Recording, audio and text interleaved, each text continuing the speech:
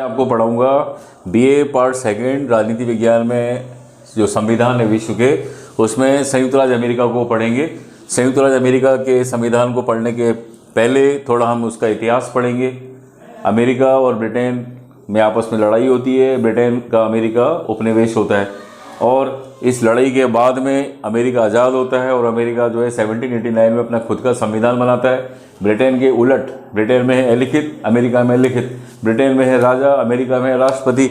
और आप देखेंगे अमेरिका का संविधान जो है वो एक दिन में नहीं बनता है, उसके लिए एक बहुत लंबा मंथन चलता है। तो थोड़ा बहुत हम अमेरिका का इतिहास पढ़ेंगे।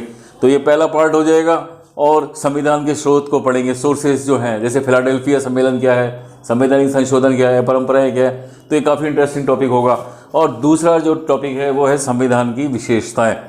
तो ये दो पार्ट में होगा और संविधान की विशेषताओं के बाद में हम थोड़ा अमेरिका के महत्व की चर्चा करेंगे। संयुक्त राज्य अमेरिका उत्तरी अमेरिकी महाद्वीप के मध्य भाग में स्थित है और विश्व की महाशक्ति है। यद्यपि अमेरिका ईसाइयों का देश है, लेकिन यहाँ इजराइल से 3 गुना यहूदी हैं। एशिया और निकट पूर्व के बौद्ध, मुसलमान और हिंदुओं की संख्या 10 लाख से अधिक है। मूल निवासी रेड इंडियंस हैं।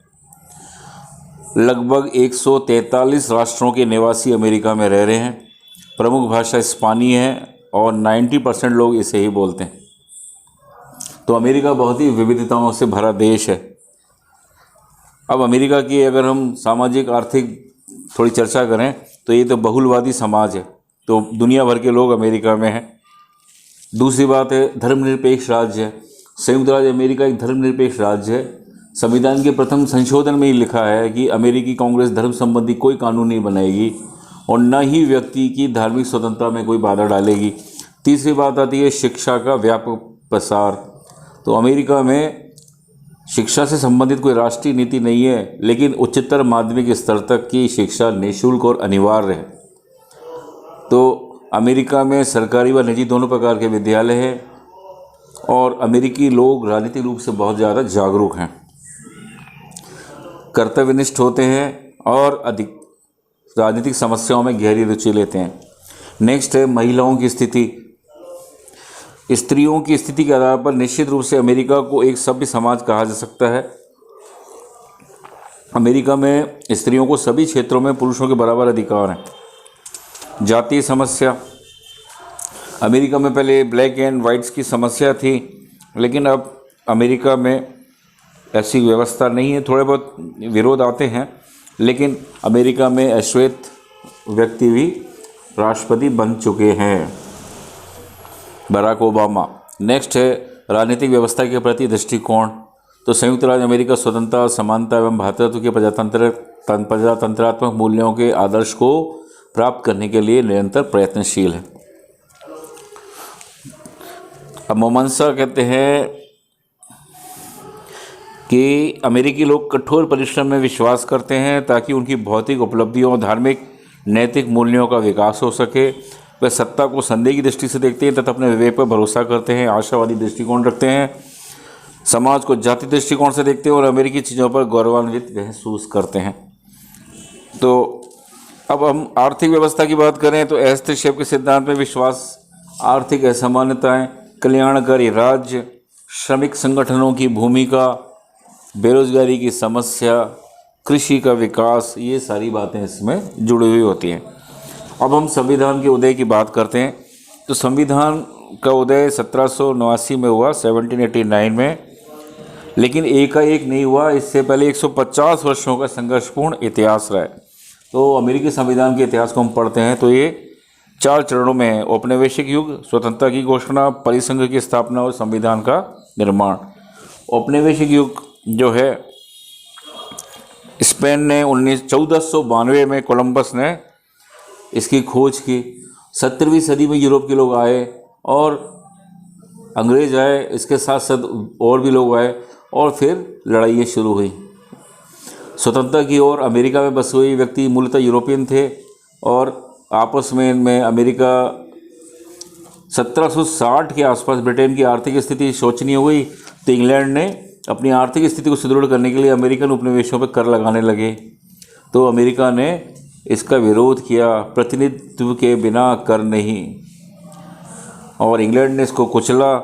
तो लड़ाई शुरू हुई 16 दिसंबर 1773 में मैसाचुसेट्स के बोस्टन नगर में नगरवासियों ने चाय से भरे हुए 3 जहाज़ों को नष्ट किया और ये बोस्टन टी वार शुरू होता है। 1774 को फिलाडेल्फिया की बैठक हुई जिसे प्रथम कांग्रेस कहते हैं।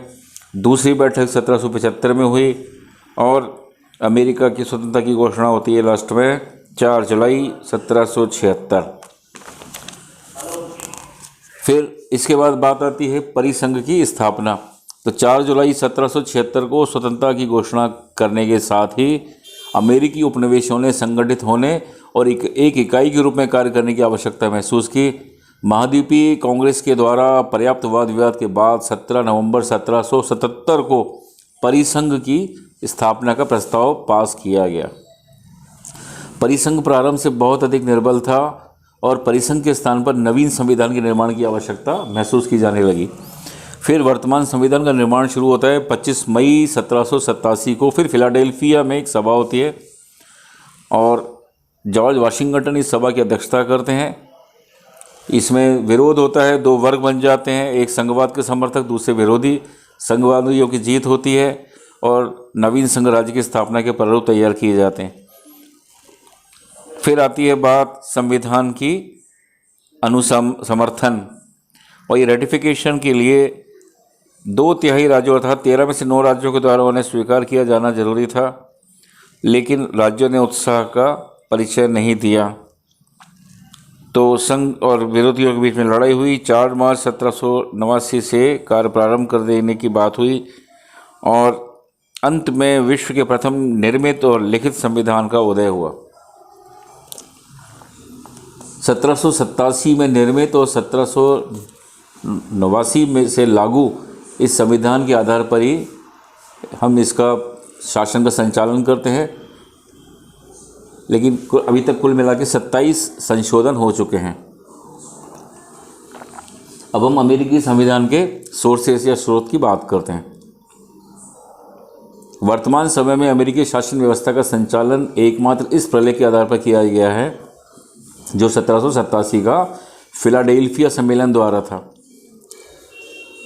लेकिन अमेरिकी संघ में आज 13 के स्थान पर 50 राज्य हैं और नवीन परिस्थितियों के अनुसार संविधान में परिवर्तन होना आवश्यक था।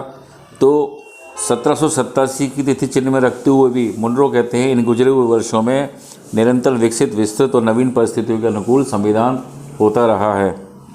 अब फिलाडेल्फिया सम्मेलन द्वारा जो निर्मित संविधान है तो ये मूल ढांचा वही है और इसी में संवैधानिक संशोधन, व्यवस्थापन, न्यायिक निर्णय और परंपराओं ने इसमें चर्बी का काम किया है। दूसरी बात आती है संवैधानिक संशोधन। अमेरिकी संविधान में केवल 27 संवैधानिक संशोधन हुए हैं। वो पहले 10 संशोधन तो नागरिकों के अधिकार पत्र को सम्मिलित करने से थे। संशोधन 13, 14 और 15 जो है वो गृह युद्ध से जनित संशोधन है।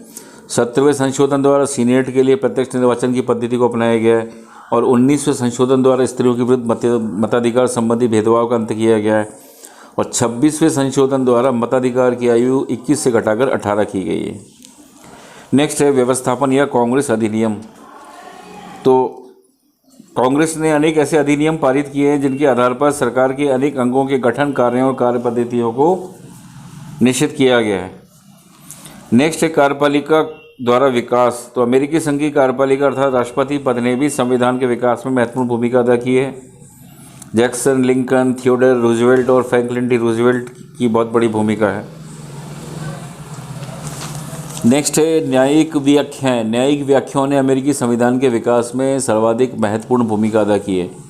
कांग्रेस या राज्य को व्यवस्थापिका द्वारा पारित कानून या प्रशासनिक सत्ता के किसी कार्य को जब सर्वोच्च न्यायालय या अन्य किसी संघीय न्यायालय में चुनौती दी जाती है, ये संविधान के प्रतिकूल है, तो न्यायालय निर्णय देने के पूर्व संविधान से संबंधित प्रावधान की व्याख्या करता है।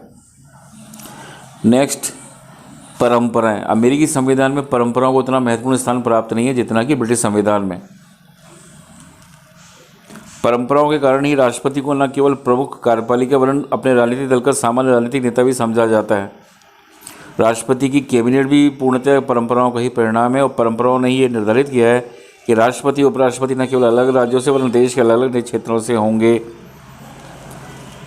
लॉर्ड ब्राइस स्वयं कहते हैं, जैसे अमेरिका के राष्ट्रीय जीवन में परिवर्तन हुआ है वैसे ही अमेरिका का संविधान भी बदल गया है। जनता की उस भावना में भी परिवर्तन हो गया है जिससे कि वह संविधान को देखती थी और इसलिए संविधान की अंतर्निहित भावना भी बदल गई।